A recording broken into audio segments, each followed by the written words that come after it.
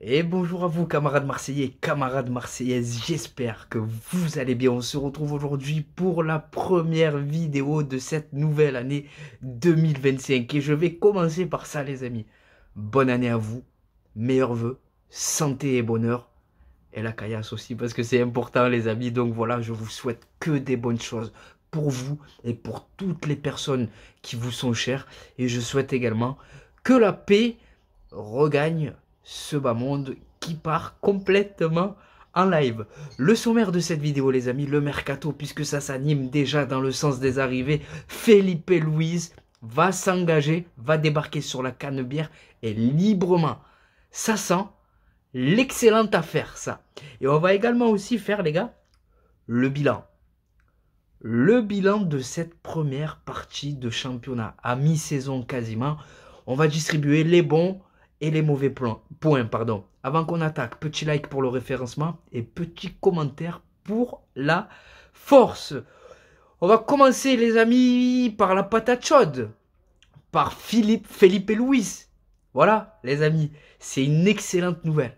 Une excellente nouvelle, pourquoi? Parce qu'on sait depuis très longtemps que renforcer la défense, c'était la priorité. Bamo Maïté, pas dans les plans de De Zerbi. Balerdi, un coup il est bon, un coup il fait flipper. On a Chancel Mbemba, du gros gâchis, qui est complètement lui déclassé dans la hiérarchie. Et on a Cornelius, qui ne nous a jamais rassurés aux côtés de Lilian Brassier. Donc la venue de Felipe Luis, pour moi, c'est une excellente nouvelle, les amis. Pourquoi? Parce qu'on le fait pour 0 €. On fait pour 0 € un joueur d'expérience. Il est passé par le championnat italien, il faisait partie des meilleurs défenseurs de la Serie A à la Lazio de Rome.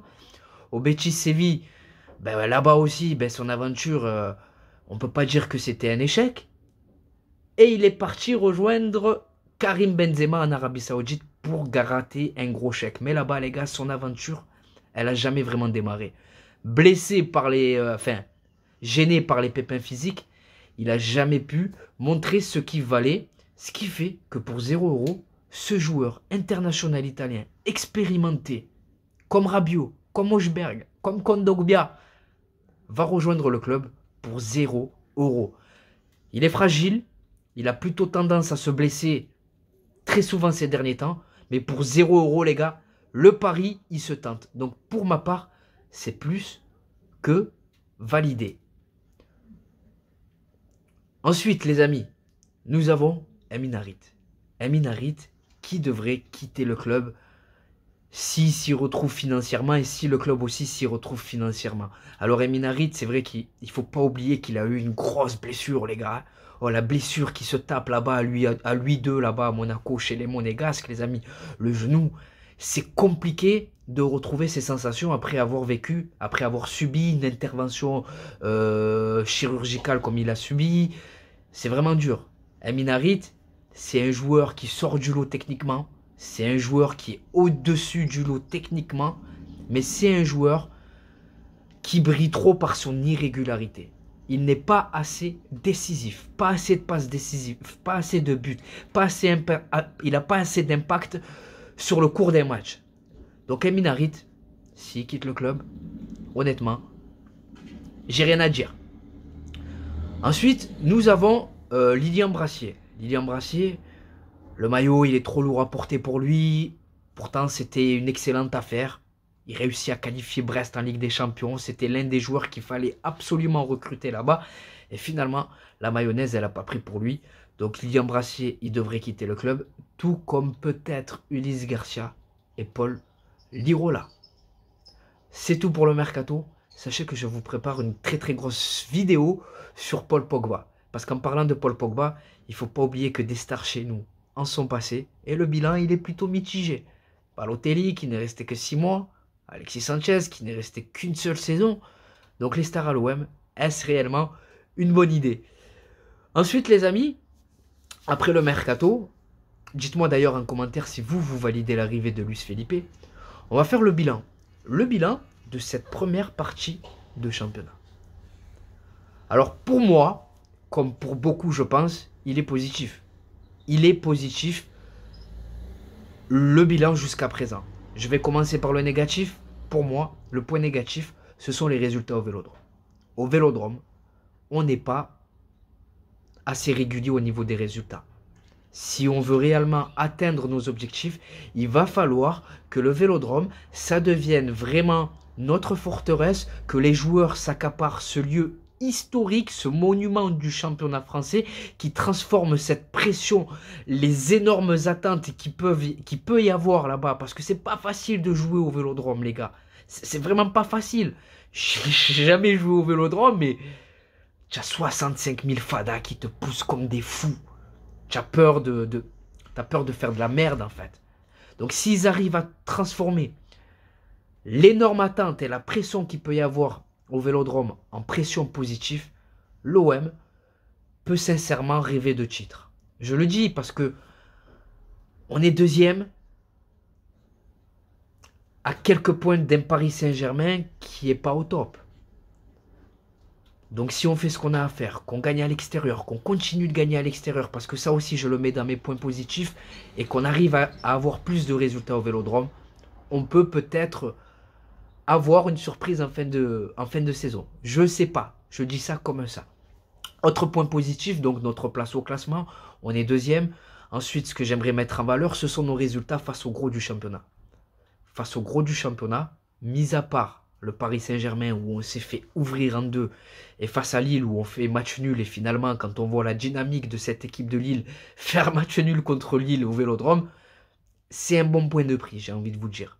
Donc mis à part ces deux équipes-là, nous avons tapé toutes les grosses équipes du championnat. Contre Lens, on a gagné. Contre Rennes, on a gagné. Contre Nice, on a gagné. Contre Lyon, on a gagné dans un scénario rocambolesque avec Jonathan Rowe qui nous fait un festival dans les dernières secondes. Bam, boum, bam, plein d'écart. Ah, Lyon, tu les tapes. Les résultats face au gros, ils sont présents. Ensuite, ce que j'ai envie de mettre en avant également, que je mets parmi mes points positifs, ce sont les réussites personnelles, les joueurs qui ont franchi un palier sous Roberto De Zerbi. Luis Enrique, qui est en train de nous sortir une saison monstrueuse, en tout cas au niveau des stats, que t'aimes ou que t'aimes pas Luis Enrique, il est impactant, contrairement à Emin Harit. Tu vois, il a des passes décisives et il met des buts. Autre joueur qui a vraiment franchi un palier sous Roberto De Zerbi, Mason Greenwood. Mais Mason Greenwood, c'est un cas à part parce que le mec, c'est un talent. C'est inné, c'est en lui. Tu le vois que frère, bam, boum, il part, boum, bam. Il est vraiment au-dessus du lot. Il est impressionnant. Mason Greenwood. Mais ce que Roberto De Zerbi veut lui faire comprendre, c'est qu'il faut mettre cet énorme talent au service du collectif et ça passe par défendre. Voilà, ça passe par faire les replis défensifs. D'ailleurs, Mason Greenwood, il y avait beaucoup de déchets dans son jeu dernièrement, mais pourquoi? Parce qu'il fait des courses qu'il ne faisait pas avant. Il vient soulager Murillo, il vient soulager Lirola si c'est Lirola qui joue piston droit. Donc Mason Greenwood, honnêtement, voilà, il fait partie des valeurs sûres de notre effectif. Autre point positif, Geoffrey Kondogbia. Geoffrey Kondogbia qui devait partir, Roberto De Zerbi compte pas sur lui, finalement on le fait basculer dans la défense à 3 derrière. Il met du temps à trouver ses repères, mais Kondogbia, honnêtement, depuis quelques matchs, derrière, j'ai pas grand chose à lui reprocher. Donc là aussi je le mets parmi les réussites personnelles entre guillemets de Roberto De Zerbi. Quentin Merlin, pareil, c'est un joueur qui a franchi un palier. Tu le vois sur le terrain. Voilà. Hein. Je le mets dans les réussites, j'ai pas besoin de parler. Ensuite, Valentin Rongier. Le retour au premier plan de Valentin Rongier. J'ai envie de le mettre à la gloire de Roberto De Zerbi parce qu'il a quand même pris son temps avec Rongier. Rongier, il était dans le groupe, il jouait pas trop, mais il a été prudent. Il a été prudent pour pas qu'il se pète, pour... Bref, aussi les résultats au Vélodrome font que aussi il a dû être obligé de l'aligner. Mais Rongier, c'est vraiment l'équilibre de cette équipe. Donc voilà. Ensuite, parmi les grosses, comment on appelle ça les gars? Les grosses satisfactions, Adrien Rabiot. Adrien Rabiot qui est en train de prendre plus en plus d'ampleur dans le jeu, il a plus d'influence sur le jeu. C'est un joueur qui voit tout avant les autres, c'est un joueur box-to-box, c'est un joueur capable de défendre, d'attaquer. Bref, Rabiot, niveau international. Niveau international. Il a eu du mal à démarrer parce que physiquement, il n'était pas encore, voilà, il lui fallait du temps pour se remettre en forme. Il avait passé énormément de temps sans jouer.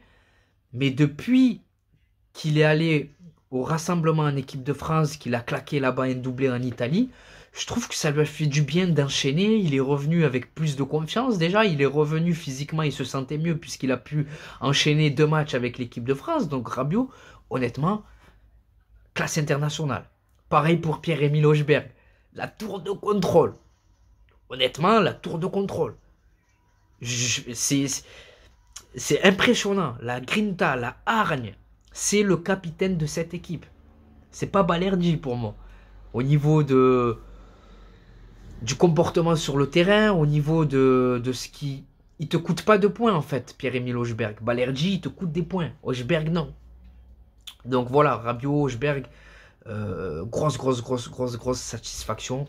Et ensuite, il y a des joueurs que j'aimerais encourager, comme Jonathan Rowe, comme Neil Maupay. Neil Maupay aussi, je peux le mettre parmi les satisfactions parce que c'est pas un renard des surfaces. Il n'a pas 40 buts à son compteur, mais c'est un profil à la Benzema. C'est un joueur d'équipe. C'est un joueur qui aime faire marquer les autres. C'est pas pour rien qu'il a plus de passes décisives que de buts. C'est un joueur qui aime bien redescendre plus bas sur le terrain pour gratter des ballons. Il aime bien se chamailler aussi avec les défenseurs. Donc Neil Maupay, honnêtement aussi, c'est une réelle satisfaction. Donc voilà les gars. Et Rulli, j'allais oublier Rulli, je suis fou moi. Alors Rulli, j'ai pas grand chose à dire si ce n'est que El Phénoméno. Honnêtement, c'est impressionnant. Dès la première journée face à Brest, il te sort un penalty. Tu gagnes 1-0, Brest ils ont ce penalty.